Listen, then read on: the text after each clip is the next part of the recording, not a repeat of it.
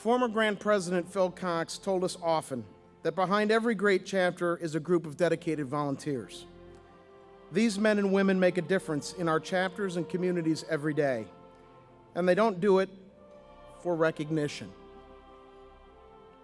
But their service certainly deserves our thanks. Last year, Brother Cox and SIGEP's National Board of Directors tasked a group of higher education professionals and your headquarters staff with creating an alumni and volunteer awards and recognition plan to rival any in the fraternity world. In addition to the Outstanding New Volunteer, Distinguished Volunteer, and University Partner of the Year awards, they concluded that there was an overwhelming need to recognize those volunteers and alumni who have tirelessly served SIGEP and its brothers for 20 years or more with service above and beyond the call of duty. For these men and women, the service they've given to SIGEP and its brothers has been nothing short of exemplary. That is the only way to say it. The Exemplary Service Award recognizes the volunteers who are the solid foundation of our chapters. They are models for their peers and represent the best of what we offer. It's not just about giving of their time, although they certainly give plenty of that. They're the ones who roll up their sleeves when there is work to be done. They can always be counted on for sound advice. When a speaker or a facilitator is needed, they are there. These volunteers have built lasting relationships with brothers and friends that can only be fully comprehended through the eyes of the people they have touched.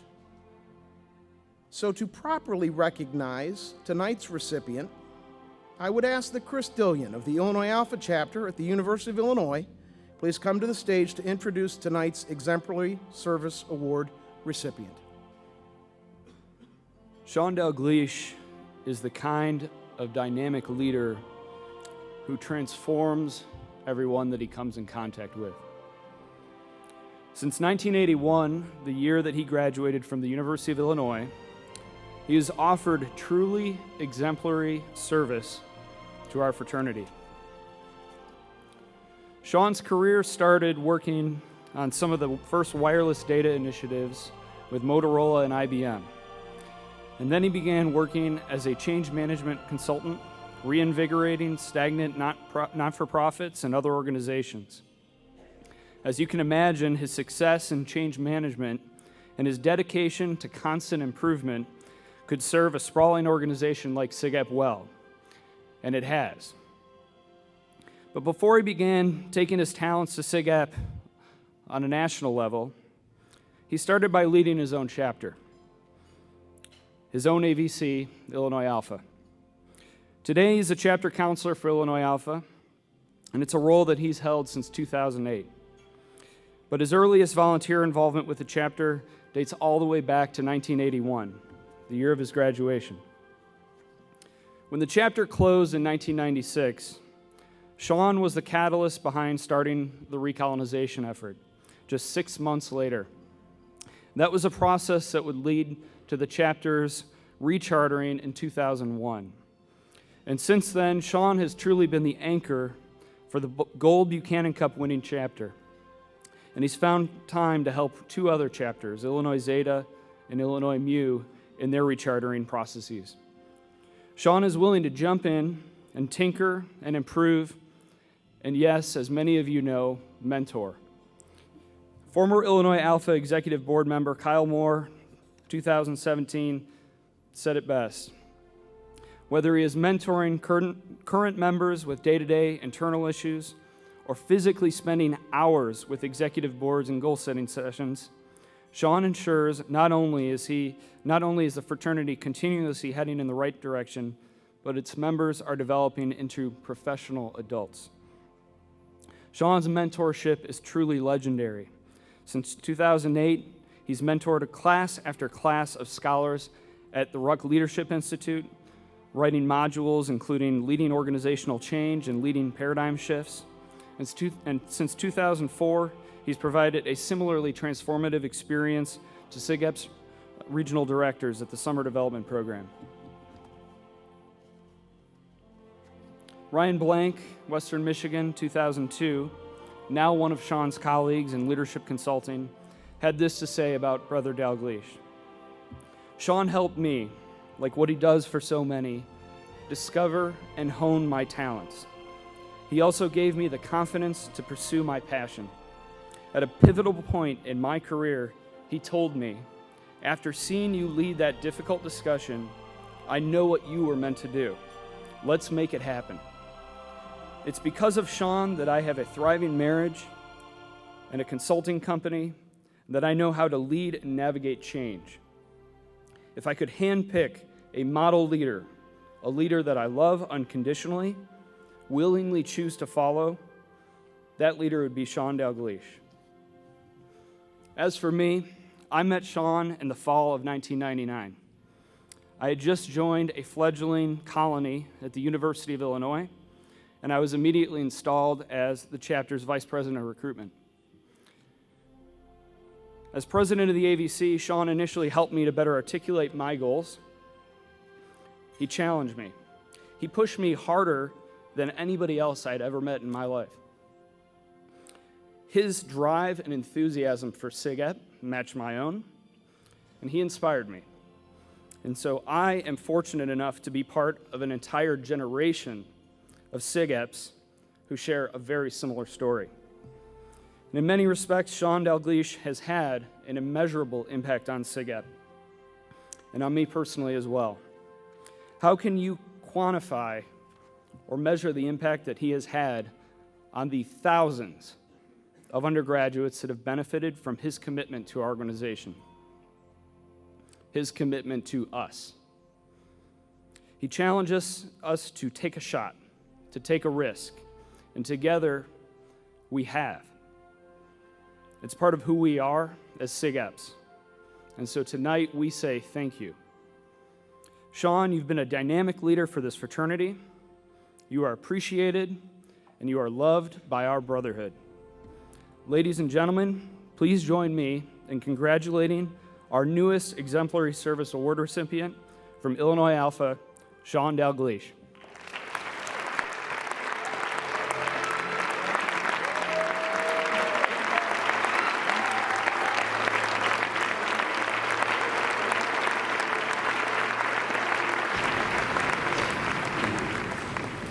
And thank you all for that very, very warm reception. Wow, this entire weekend has been full of thank you, thank you, thank you. We've heard that simple statement a lot. In our Friday faculty meeting, the first words out of each of the three speakers speaking to the volunteers there were thank you. Impressive. Across the country every year in February, we all gather at the Carlson Leadership Academies to say thank you. You are witness to that tonight. There is great power in that simple phrase. As you probably can tell, I'm still in my Carl Leadership Academy mode with my marker.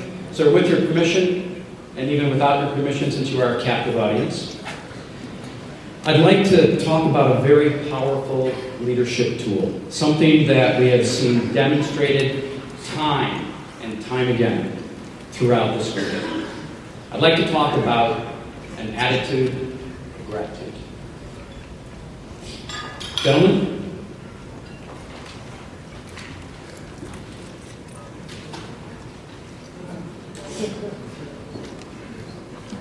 Who would you rather be? Toast and dudes, thank you.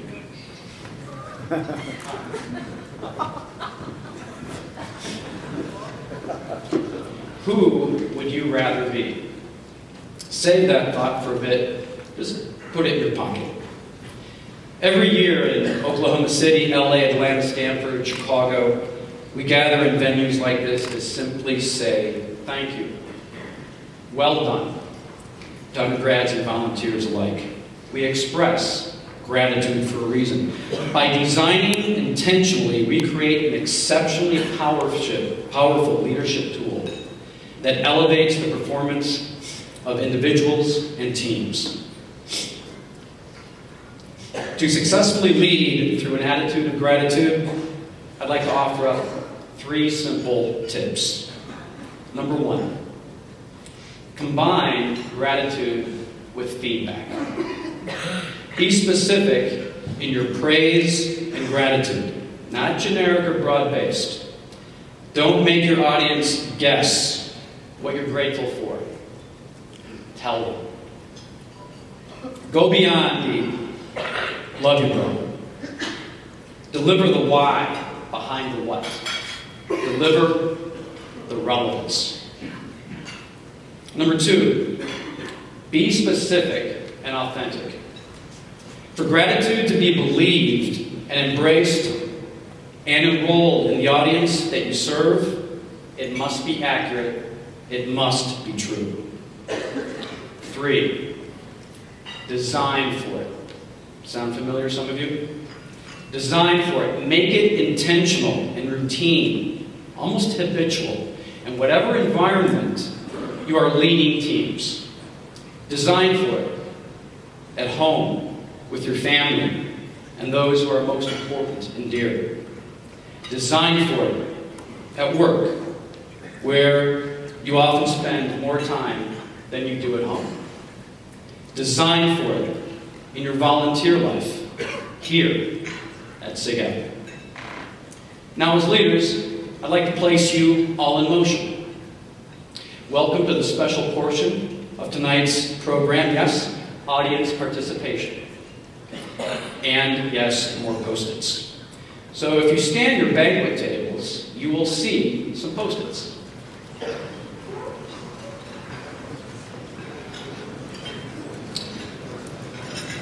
Please, there are pens there as well. Make sure that everyone at your table has 2 Post-its.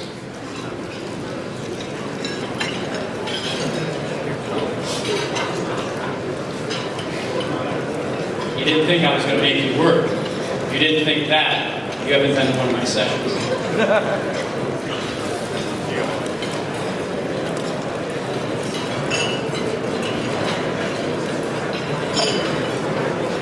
All right. With your pen in hand, what I'd like you to do is think of someone. Think of someone in this room right now that you're grateful for. Maybe it's the person sitting next to you. Maybe it's the person across the table or across the room that you could not find in time to sit with tonight. Now, with that pen, write the name, the first name only, of that person on the top of that first Post-it.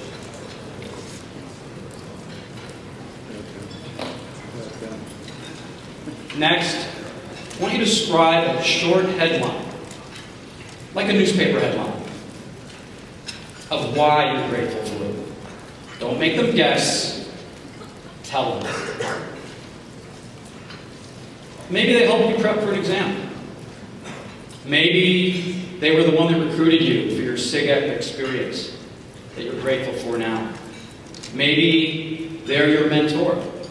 Maybe they are your mentee. Maybe they facilitated your session today. Maybe they were just someone that you feel safe talking to about life. Now, if the Brad Narstad calls for a close to tonight's dinner event, I'd like you to find that person and present them with this Post-it. Now, little known fact, there are many different styles of formal Post-it presentation. Personally, and that's a lot of alliteration, and I did not trip it up. I favor this method for greatest impact. For that second Post-it, we have moved on to the second Post-it. I want you to think of another person that you're grateful for that is not in this room. Someone at home that couldn't join you. Someone that you work with. Someone you volunteer with. You got that name? Good. Again, write the first name of that person on that second Post-it.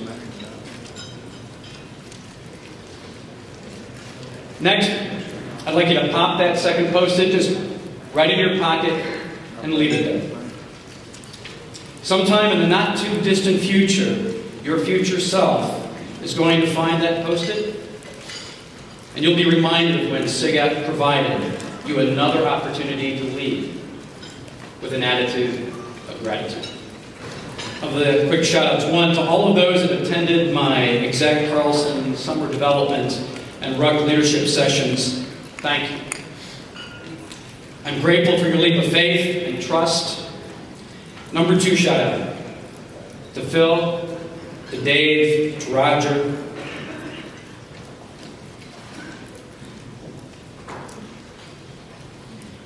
thank you for your vision, your passion, and your ever-present smiles. You are with us, and we are better because of it. Number 3, to my family. They're with us here tonight. My father, Al, my sister, Heather, one of my life heroes. Her husband, Keith, who is like a brother to me now. And their kids, Ryder, Riley, Maddie, she's not here, and Megan. And to my extended family that's also here in the audience. To that extended family, you know who you are. For over 20 years, I want to thank you for sharing with SIGAP. Net, you rock.